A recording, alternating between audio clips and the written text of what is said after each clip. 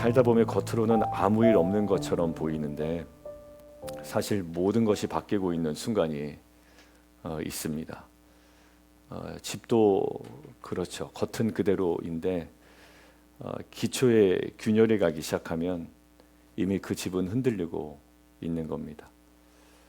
사람도 그렇습니다. 말은 평소처럼 하고 있는데 속에서는 완전히 다 무너지고 있는 경우도 있습니다. 잘 보이지 않아요. 여러분들 역사도 그렇습니다.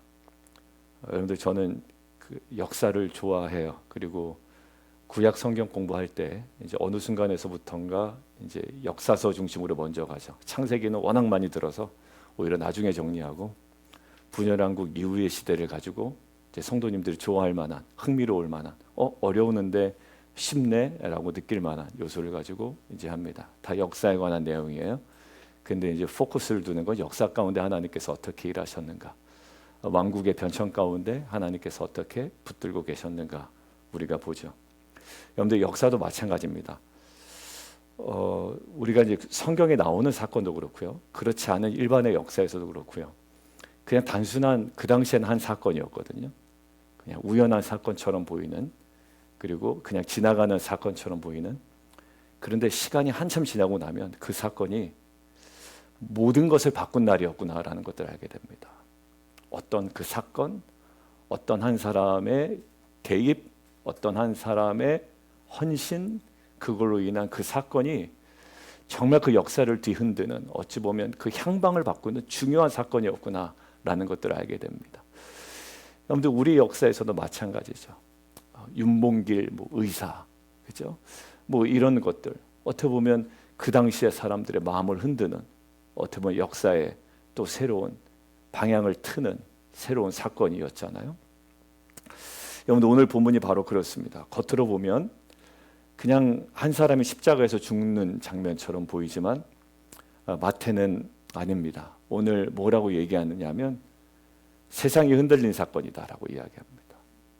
저는 당연한 것처럼 보이지만 당연하지 않게 다가온 것이 땅이 진동하며 바위가 터졌다라는 거예요. 그런데 마태가 환상 속에 있지 않았을 겁니다. 분명한 목격자로서 이 이야기를 진술했을 겁니다. 세상이 흔들린 사건이고요. 성전의 질서가 바뀐 사건입니다. 휘장이 가만히 있어야 되는데 찢어집니다. 좌우로 찢어지는 것도 아니고 아래에서 위로 찢어지는 것도 아니고 위에서 아래로 찢어집니다. 여러분들 수직으로 찢어졌다라는 의미도 있지만 아래에서 위가 아니라 위에서 아래라는 의미도 굉장히 우리에게 좀, 밑에서 사람들이 막 찢을 수가 있잖아요. 근데 위에서부터 아래로 찢어졌다. 그리고 죽음의 권세가 금이 간 사건. 막 사람들이 부활했다고 얘기합니다. 많이 궁금하시잖아요. 우리는 정확한 거 몰라요. 그러나 마태가 알려주는 거예요. 죽음의 권세에 금이 간 사건. 오늘 백경 집사님의 마음속에서도 이 죽음과 어둠의 권세가 금이 가고 생명과 부활과 회복과 치유의 권세와 힘이 회복되기를 원합니다. 오늘 첫 번째요. 십자가는요, 하나님의 아들이 버림받으심으로 죄인을 살리신 자리입니다. 너무나도 당연한 거죠. 하나님의 아들이 버림받으심으로 죄인을 살리신 자리. 그러니까 십자가, 제가 이 부분을 놓치면 십자가는 무거운 짐이 된다고 얘기했잖아요. 십자가의 첫 번째는요, 우리를 살린 자리라는 거예요. 45절 한번 보겠습니다. 제6시로부터 9시까지 어둠이 계속되었다. 6시 제일 밝을 때잖아요. 정오. 9시 오후 3시입니다. 한낮인데 어둠이 임했습니다. 의도적이죠. 마태는 이 장면을 그냥 어렴풋한 묘사, 분위기 묘사로 이야기하지 않고 이 어둠을 성경학자들의 근거에 의하면 하나님의 심판의 어둠이었다. 그리고 거룩한 비극의 시간이었다. 이렇게 이야기합니다. 여러분들 구약에서 어둠은 종종 뭐죠? 심판과 계속 연결됩니다. 출애굽기에는 뭐가 있었나요? 흑암의 재앙, 심판 있었죠. 아모스에서는요, 대낮에 해가 져버리는 것 같은 심판의 날, 그렇죠? 대낮인데 어두워져 버리는 심판의 날. 그러니까 지금 마태는 의도적으로 유대인들을 향해서 쓰고 있어요. 유대인들을 염두에 두고 쓰고 있습니다. 유대인들은 구약을 너무 잘 알아요. 예수의 죽음을 단순한 한 인간의 불쌍한 죽음이 아니라 하나님의 심판이 쏟아지는 시간으로 이 장면을 묘사하고 있다라는 거예요. 그러니 하나님의 심판 앞에서 예수의 말은 어떤 말이 나와야 될까요? 좋은 말이 나올 수 없습니다. 시편 22편에 있는 그 구약을 인용해서 말씀하십니다. 엘리 엘리 라마 사박다니, 뜻이 뭐라고요? 나의 하나님 나의 하나님 어찌하여 나를 버리셨나이까. 시편 22편 1절의 직접 인용입니다. 자, 마태는 유대인들을 굉장히 염두에 두고 썼고 의도적으로 예수님께서 시편 22편 1절을 직접 인용하셔서 십자가에서 정제된 말씀을 하셨다. 아무 말이나 뱉으신 것이 아니라 말씀 안에서 자신의 고난을 드러내고 계십니다. 예수님이 지금 하나님이라고 하지 아니하시고 나의 하나님, 나의 하나님이라고 얘기하신 것에는요, 버림받음의 고통을 지금 겪고 계시지만 관계의 언어를 놓지 않고 계시다라는 것. 고통을 너무나도 고스란히 느끼고 계시지만 불신앙의 탄식은 하지만 탄식이 아니라 하나님을 향한 절규, 이 관계의 언어를 절대 놓치지 않으신다. 백경 집사님 지금 마음이 되게 힘드실 겁니다. 그리고 어제도 너무 힘들어하셨고, 그러나 이 고통 가운데 어제 그저께 제가 보낸 그 팀 켈러 목사님의 영상 스크린샷해서 보내드렸잖아요. 욥기 얘기했습니다.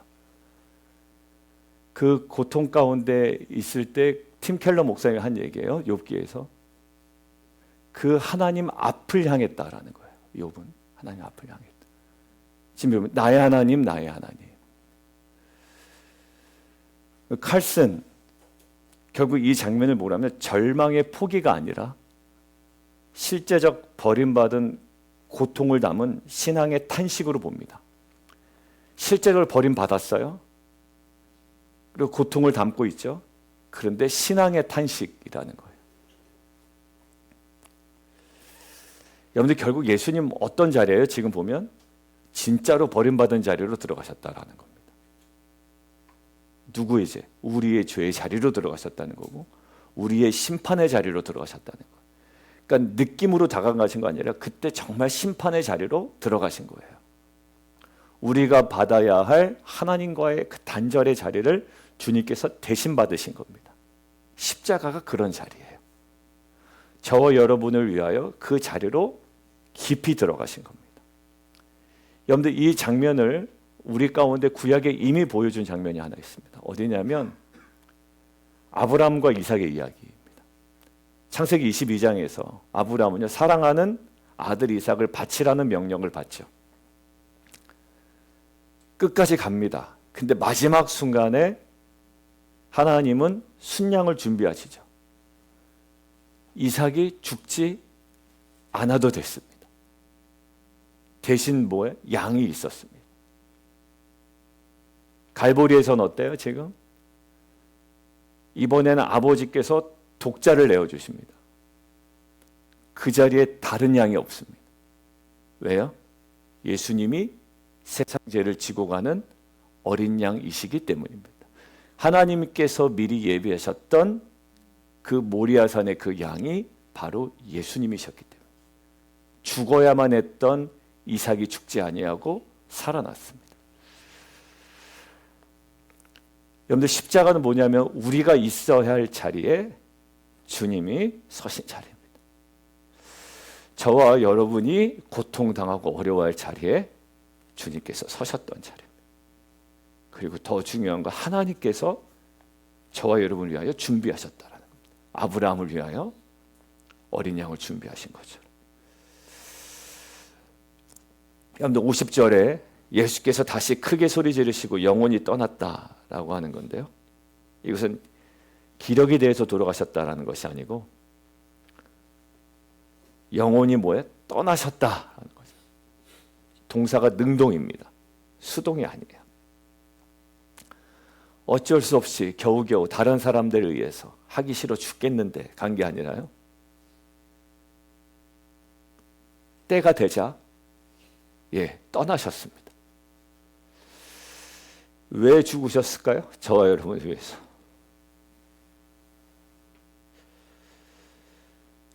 그게 십자가입니다. 우리가 져야 할 십자가 얘기하지만 사실 우리 대신 깊이 들어오셔서 거기에 가만히 계셨습니다. 그리고 하나님 것들을 준비하셨습니다. 여러분들, 십자가는 우리의 죄가 얼마나 무거운지를 보여줍니다. 왜? 아들을 죽여야지만 가능했던 자리이기 때문에. 얼마나 죄가 무거웠지. 어둠이 임하죠. 동시에 그 용서의 은혜가 얼마나 큰지도 보여주는 자리입니다. 십자가를 우리가 가볍게 여기지 않고, 여긴 적은 없지만 그렇게 죄를 가볍게 여기지 아니하고 은혜를 더 깊이 붙드는 저와 여러분 되기를 주님의 이름으로 축원합니다. 우울증에 계신 분들도 있어요. 오히려 남성분들이 많더라고요. 여성분들은 제가 못 들어서 모르겠고요. 남성분들이 우울증에 걸리신 분들이 많아요. 그런데 그것마저도 다 하십니다, 주님은. 그리고 십자가에 달려 돌아가셨고 우리 안에 그 모든 죄책과 그 값은 다 주님께서 치르셨습니다. 풍성하게 이제는 부활주일에 생명으로 가기를 원합니다. 부활로 가기를 원하는. 왜냐하면 속지 마십시오. 아직도 안 된다. 그럼 예수의 죽음이 부족하다는 얘기거든요. 아니요, 충분합니다. 우리 남성들 저한테 얘기하셨던 그 이제 거기서 탁탁 툭툭 털고 이제 토요일 날 달리기 다시 시작할 테니까 달리기에도 나오시고 이제 회복되면 좋겠습니다. 두 번째, 십자가는요, 닫혔던 길이 열리고 옛 질서가 무너지는 자리입니다. 51절 보면 성소의 휘장이 어디서부터요? 위로부터 아래까지. 여러분들, 예수님의 죽음 이후에 마태는 어디를 제일 먼저 보냐면 성소 휘장을 제일 먼저 들여다보는 거예요. 카메라로, 아시죠? 막 드론으로. 요즘은 이제 드론 기술이 있어서 쭉 타고 들어가서 어디 들어가요?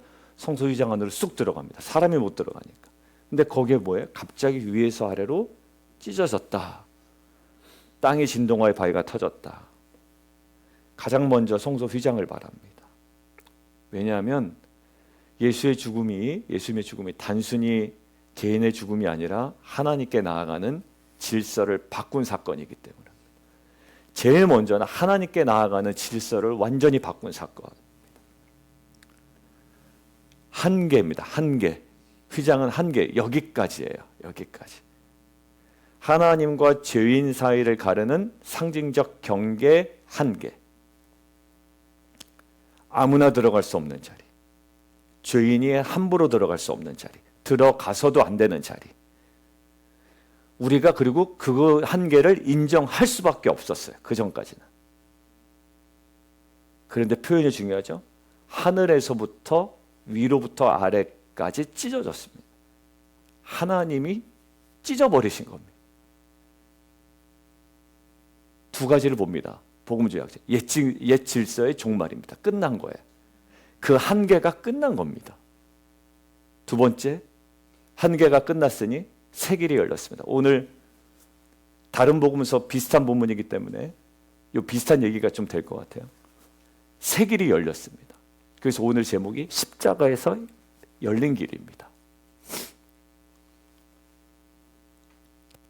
휘장이 어떤 휘장이냐, 세부적인 논의는 많이 있습니다만 예수님의 죽음으로 성전 중심의 접근 질서가 완전히 새로워졌다라는 거예요. 히브리서가 이 뜻을 잘 풀어주죠. 예수의 피를 힘입어 성소에 들어갈 담력을 얻었다라는 거예요.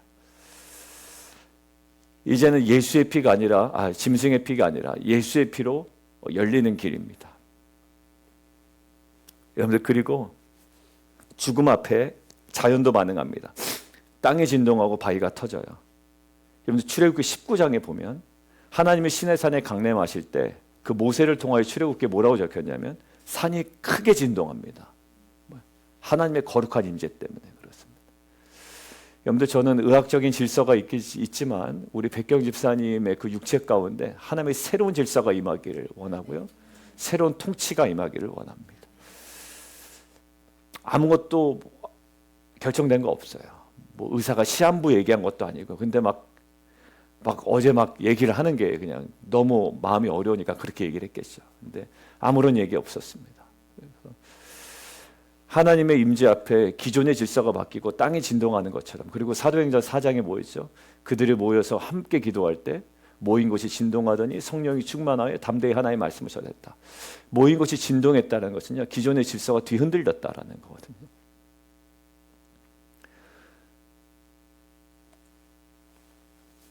솔로몬이 성전 봉헌할 때도 하나님의 영광이 거기서 가득해서요. 제사장들이 능히 서서 섬기지 못할 정도 그냥 완전히 엎드려 버립니다. 여러분들 회사에 보안구역이 있습니다. 아무도 못 들어가요. 시큐리티 때문에 못 들어갑니다. 근데 그게 활짝 열려버리는 거예요. 이제 다시 우리 힘으로 나가는 것이 아니라 예수의 피를 힘입어 예수의 보혈을 힘입어 오늘 성소에 더욱더 깊이 나아가는 저 여러분 되기를 원합니다. 오늘 기도 가운데 성소에 깊이 나아가세요. 왜? 이미 열렸어요. 2000년 전에 열렸고요. 우리는 성소에 들어갈 담력을 얻었습니다. 성전 뜰도 못 밟고 가는 사람들이 있는가 하면 얘기했죠. 이 교회가 이놈의 교회 얘기하는 반면에 그 교회 공동체에 임하신 하나님의 거룩한 능력 앞에 정말 영광스럽게 서 있는 자들이 있습니다. 여러분들 임재 가운데 깊이 들어가는 저 여러분 되기를 원합니다. 세상과 나는 간 곳 없고 구속한 주만 보이는 정말 이 영광스러움이 우리 가운데 경험되기를 합니다. 맨날 주변에서 뭐 이러쿵 저러쿵 얘기하지 마시고 안 해. 근데 여기 계시냐? 죄송해요. 부정적인 얘기 안 하려고 했는데 그런 사람들처럼 살아가지 아니하고 이제는 그 영광을 바라보는 저와 여러분이 돼서 너무나도 참 감사합니다. 여러분들 상처 입은 사람이 와도 실패한 사람이 와도 처음 믿는 사람이 와도 눈치만 보다가 돌아가지 않게 해야 됩니다. 예수님이 찢으신 휘장을 교회가 다 쉽게 매면 안 될 것 같아요. 계속 슬쩍슬쩍 사람 눈치 보는 게 아니라 거기 임재하게 계신 영광의 주님을 바라보고 그들이 압도되어지는 공동체 되기를 주님의 이름으로 축원합니다. 세 번째요. 십자가는 죽음의 권세가 깨지고요. 참된 증인이 세워지는 자리입니다. 십자가는 이 부분이 오늘 금요 성금 예배 때 메시지가 있었으면 참 좋았겠다. 뭐 한번 엮어보든가 아니면 새벽에 이야기했듯이 제가 언급은 그냥 할게요. 안 할 수도 있습니다. 오늘 보시면 본문이 끊어졌는데 55, 56절이 있단 말이에요. 십자가가 과연 어떤 자리냐라는 거예요. 여러분들 예수를 섬기며 갈릴리에서 따라온 많은 여자가 거기 있다. 멀리서 바라보고 있습니다.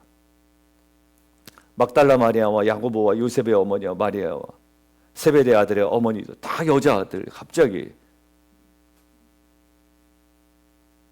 그리고 52절에 보니까 무덤들이 열리면 성도들의 몸이 많이 일어났다. 이제 질문이죠. 진짜 이런 거 일어났냐? 몰라요. 근데 학자들이 일어났을 거라고 합니다. 모든 죽은 자들이 다 일어나진 않았겠죠. 상징적인 사건으로 분명히 있었을 것이다. 상징적인 사건으로. 여러분들 결국 단순히 상징하는 시처럼 쓴 것이 아니라 시간 순서에 대한 세부적인 설명은 어려움이 있습니다. 저도 잘 못하겠어요. 그렇지만 마태가 말하는 신학은 분명합니다. 한 사람의 죽음이 아니라 결국 죽음 세계 자체를 흔들어 놓은 죽음이었다. 부활 후에 나타났다. 예수님이 여전히 첫 열매라는 질서를 무너뜨리지 않아요. 죽음과 부활이 이미 죽은 자들의 세계 가운데 충격을 주었다라는 것들을 이야기합니다.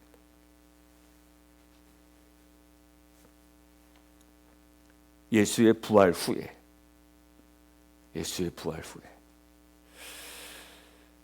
에스겔 37장 새 생명의 이미지와 연관지면은요, 마른 뼈들이 살아나는 환상을 이미 우리는 봤습니다. 도대체 그게 무슨 얘기냐? 예수님의 죽음과 부활로 새 시대가 열렸다라는 거예요. 여러분들 우리는 부활을 살아가는 거잖아요. 우리 텐트 지기 훈련할 때 부활할 때 우리의 뜨거움이 있었는데 그 새 시대가 열렸습니다. 마른 뼈들이 살아나냐? 살아납니다. 그리고 회복됩니다. 그리고 우리 텐트지기 훈련학교에 그 감산문 쓴 것처럼 우리 남성들 토요일 날 기도회 했잖아요. 예상한 분도 오셨고 예상하지 못했던 분도 오시고 다양한 분들이 오셨습니다. 그 모든 것들을 통해서 우리가 얘기한 것들이 있습니다. 참 감사하다. 공동체 안에서의 자라남과 성장이 바로 이런 것이구나. 저는 거기서 부활을 봤습니다. 생명을 봤고요. 이제 새 생명이구나. 그리고 이전의 질서와는 다른 질서 속에 이제 들어가기 시작하시는구나. 여러분들 결국 마태가 말하는 것은 이겁니다. 죽음은 죽음으로 끝나지 않는다. 오히려 죽음을 무너뜨리는 시작이었다. 그러면서 뭐라고 고백해요? 진실로 하나님의 아들입니다라는 고백. 여러분들 이게 정말 깊은 신앙 고백인지 아닌지는 우리는 잘 몰라요. 그렇지만 마태는 의도합니다. 여러분들 조롱거릴 때 어제 메시지가 뭐였죠? 네가 하나님의 아들이거든. 근데 지금 고백은 뭡니까? 진실로 하나님의 아들이었다라는 거예요. 십자가 아래서 그 고백이 나옵니다. 그러면서 누구로 나타나요? 여자들 쭉 나타나죠. 별로 중요하지 않아 보이지만 이 여인들은 누구의? 십자가의 증인입니다. 곧 이어질 장사의 증인입니다. 죽음의 증인이고요. 부활의 증인이에요. 안 죽었다 얘기하잖아요. 아니요. 죽었어요. 다시 살아나는 거 아니다. 아니요. 다시 살아나셨어요. 여러분들 이 여인들은요. 울고만 있는 여인들로 나타나지 않아요. 어디요? 부활의 증인으로 나타납니다. 여러분들 마태는 참된 제자도가 무엇인지 얘기합니다. 큰 소리 치는 것이 아니라 끝까지 곁에 남아있는 겁니다. 여러분들 십자가는 그런 거예요. 호기 있게 큰 소리 치다가 넘어지는 게 아니라 끝까지 남아있는 겁니다. 요한복음 20장 막달라 마리아도 그렇습니다. 남들은 다 떠났죠. 끝까지 남아 울던 사람이 부활의 첫 소식을 듣습니다. 대마는 세상이 좋아서 떠났다라는 거예요. 근데 마가를 내게 데리고 오라. 끝까지 남는 사람이 필요한 겁니다. 근데 이사 가시는 거 외에는 끝까지 저랑 신앙생활 같이 하세요. 그리고 제가 먼저 천국에 갈지 여러분들이 천국에 갈지 이제 거의 모르는 거의 비등비등한 나이 아닙니까? 서로가 천국 먼저 가면 축하해주고 또 회고해 주시고 서로의 신앙에 대해서 또 남아서 교회를 지키면서 또 교회를 견고하게 세워주시고 그리고 또 후진들 다음 세대들 또 믿음 안에 키워주시고 이런 끝까지 남아있는 부활의 증인으로 살아가긴 저와 여러분 되기를 주님의 이름으로 축원드립니다. 우리 기도하겠습니다.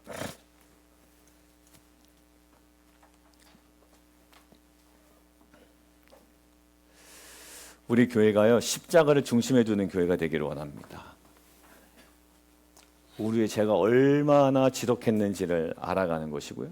그럼에도 불구하고 하나님의 은혜가 그 사랑이 얼마나 크신지를 알아가는 자리가 십자가. 그리고 죽음에서 끝나지 아니하고 이제는 십자가의 능력과 부활의 생명을 우리가 붙드는 자리가 또한 십자가입니다. 그리고 죽음과 두려움의 시대 속에 협박이 있잖아요. 여러분들 공예의 협박만 있는 게 아니라 지금도요. 신앙생활 못하게 하는 협박들이 있습니다. 세상의 협박들이 있죠. 우리의 신앙을 포기하게끔 만드는 협박들이 있단 말이에요.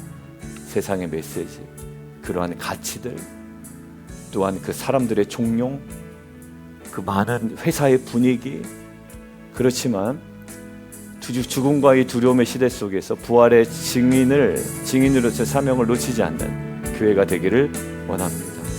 어제도 병원 갔다가 이렇게 오면서 끝까지 우리 교회가 감당해야 될 것은 부활의 증인이다. 이번 텐트 지기 때 가장 확실합니다. 우리는 예수 부활하셨다를 외치는 교회가 됩니다. 땅 끝까지 이르러 죄보다 은혜가 크고 한계보다 새로운 길이 더 넓고 죽음보다 생명이 크다란 이 십자가의 복음이 살아있는 교회 되게 해주십시오.